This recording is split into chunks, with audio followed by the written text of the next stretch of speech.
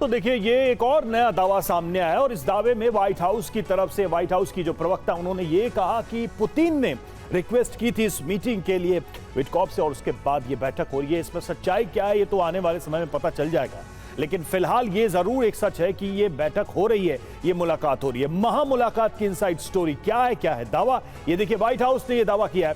Trump से मुलाकात के लिए गिड़गिड़ा रहे थे पुतिन के अनुरोध पर मिलने को तैयार हुए ट्रंप।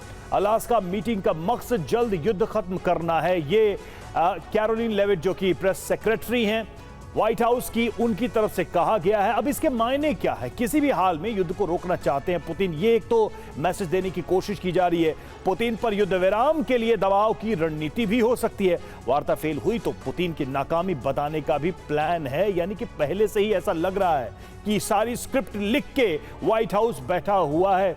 मैस्टन सर, आप इस बयान को कैसे देखेंगे? मतलब ये बैड टेस्ट में दिया गया बयान, एक बैठक जिसमें आप एक बड़ी उपलब्धि हासिल करने का ढिंढोरा पीट रहे हैं और तब आप कह रहे हैं कि पुतिन के गिड़गिड़ाने से मैं जा रहा हूं। बिल्कुल, देखिए साफ जाहिर है कि ये जो प्रेस सेक्रेटरी का बयान है ये एक्चुअली इस पर कोई भरोसा कर ही नहीं सकता है, क्योंकि आज पलड़ा प्रेसिडेंट पुतिन का भारी है। उनके पास 20% तो यूक्रेनियन टेरिटरी है और जहां तक नॉन कॉन्टैक्ट वॉरफेयर है उसमें भी पलड़ा मेरे ख्याल ये पुतिन का काफी भारी है, क्योंकि आपने देखा किस प्रकार मिसाइल से और ड्रोन से फिर सर यूक्रेन में हमला हो रहा है। का क्या मतलब? तो ये मतलब ये है कि बेसिकली पूरे इंटरनेशनल में दिखाना कि प्रेसिडेंट पुतिन है वो चाह रहे हैं, वो कमजोर पड़ गए हैं।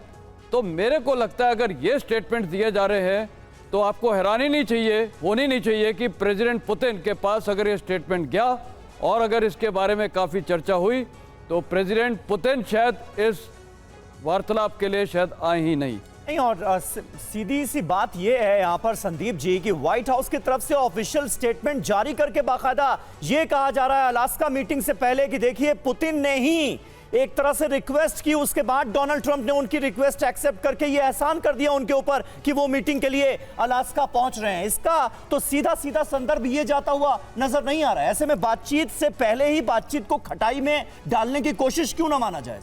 देखिए समीर जी, बहुत हास्यास्पद है और मुझे तो लगता है कि अमेरिकन हिस्ट्री में, इतिहास में इतना हल्के स्टेटमेंट जब आप एक ऐसे लीडर से मिलने जा रहे हो जो लीडर पिछले 3 सालों से आपकी एक भी बात को, किसी भी आपके शर्त को नज़रअंदाज किया हो और उससे मिलने के लिए आप टेबल पर जा रहे हो, और इस प्रकार का जो स्टेटमेंट मुझे लगता है, मैं भी बता रहा था कि सबसे बड़ी समस्या ट्रंप के सामने है चेहरे बचाने की। जिस प्रकार से ट्रंप का चेहरा बेनकाब हो चुका है, स्पेशली मैं उनकी जो पॉलिसी को लेकर के बात करूँ, आप फिर देखिए अभी वो चाइना को कल कह रहे थे, मंगलवार की रात को चाइना को कह रहे थे कि मैं अब आपका ये अंतिम समय और 3 महीने का समय देता हूं। वो समय ऐसे डेडलाइन बढ़ाते हैं जब एक चेहरा बचा रहे हैं जो दुनिया ने उनका चेहरा नहीं देखा है।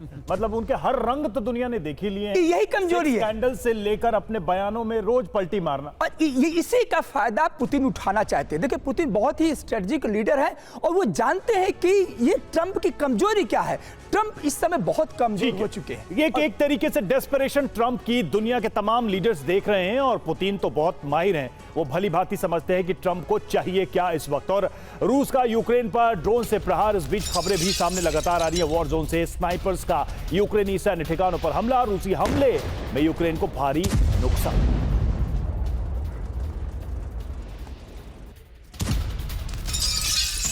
और इस बीच अलास्का वार्ता को लेकर तैयारियां हो रही हैं, तैयारियां तेज होती हुई नजर आ रही हैं। मार्को रूबियो और लावरोव के बीच भी बातचीत हुई है, दोनों नेताओं के बीच फोन पर बातचीत हुई है, यानी अलास्का मीटिंग से पहले माहौल बनाने की तैयारी की जा रही है। शिखर सम्मेलन सफल बनाने पर दोनों नेताओं में चर्चा हुई। और अलास्का के एंकोरेज में ट्रंप पुतिन की मुलाकात, और बेरिंग स्ट्रेट के रास्ते अलास्का जाएंगे पुतिन।